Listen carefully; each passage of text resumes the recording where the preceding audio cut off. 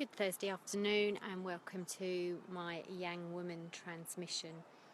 Hope you're having a great day. I had a lovely yoga morning. Always, whatever mood I'm in, it always pulls me back in, and I just love that post-yoga blissful feeling. It's really great.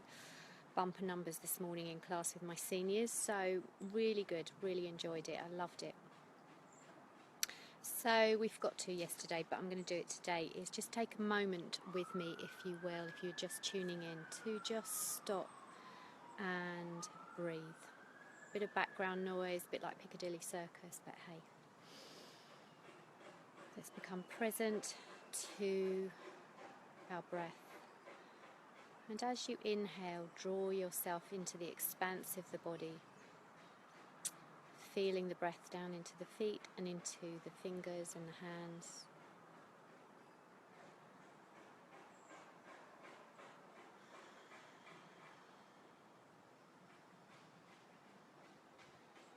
Draw the attention down from the mind into the body, just tuning in via the bridge of the breath.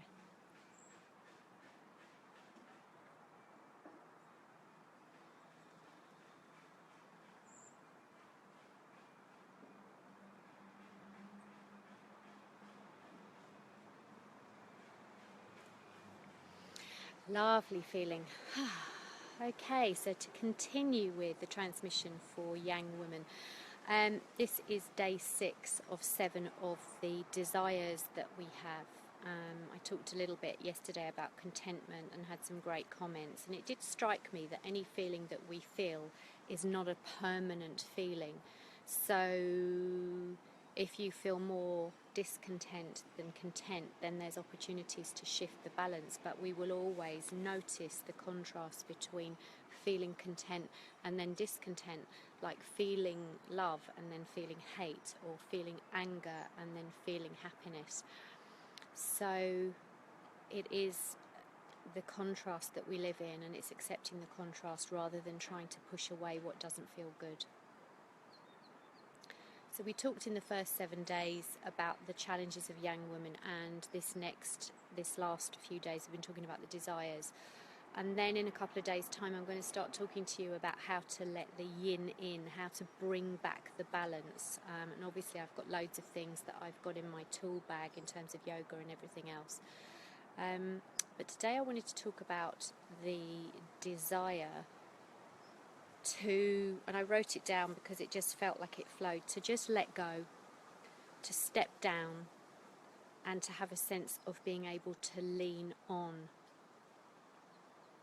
And it's also just recognise this internal calling, and what might push to the surface if you have this desire is that you might say things to your family or people at work as, hey, why me? Why am I doing this? I'm always doing it all.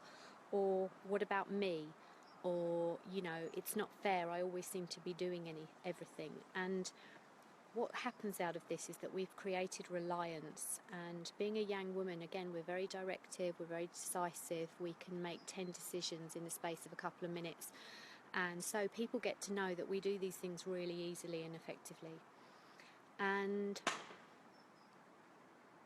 yet inside we just want to stop and slow down and actually step down from life and lean in. But we've actually constructed our lives in such a way is that we have a lot of responsibility, we have a lot of reliance from other people at work or at home, and we have created a world where we do things really well, and that means that we can't always step away easily. But inside, the nemesis is like the polarity. One way is doing too much, doing everything.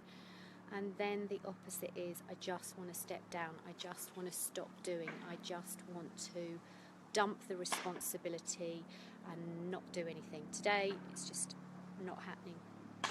And also to lean on, if you've got a very yin partner, maybe you're the Yang woman in your yin partnership, and it makes it really quite hard for you to do that because actually they're spending time leaning on you. So what I notice about Yang women is we stand alone quite often. We stand like a figurehead or like a flag in the sand, and everybody knows where we are and what we're doing and how reliable we are. But there's this deep internal beating drum that says, hey, what about me? I want to stop. Helicopters. chiropractors, guys building extensions. Get off and also lean into someone else. So this is our desire, but again, self-fulfilling prophecy, because we have created this world for ourselves, and we are good at what we do, but our diaries are filled up and we've got loads and loads of stuff going on, but the desire is to just stop. And also to recognise the importance of that, because what often happens is the first time that we feel that this is happening where we want to change things is because our bodies are tired.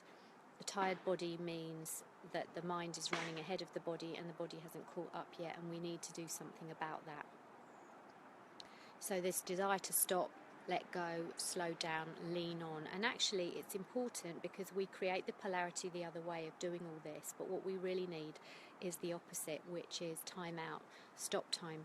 And I will give you a whole bunch of things that you can do when we go into the days of letting the yin in more. But I just want you to recognise this desire that's there, but also if you haven't recognised it and you're running on empty already, recognise that desire for yourself and take time just to understand what's happening in your body. So thank for the guys pressing staples into wood over there for this disruption to your transmission. But I just want you to know that I recognise that too, in you, in me, in lots of other young women I know.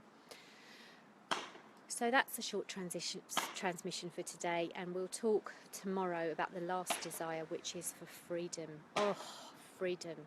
It is the guiding light in my world, more important than anything.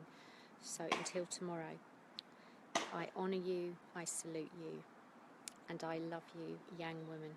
Namaste.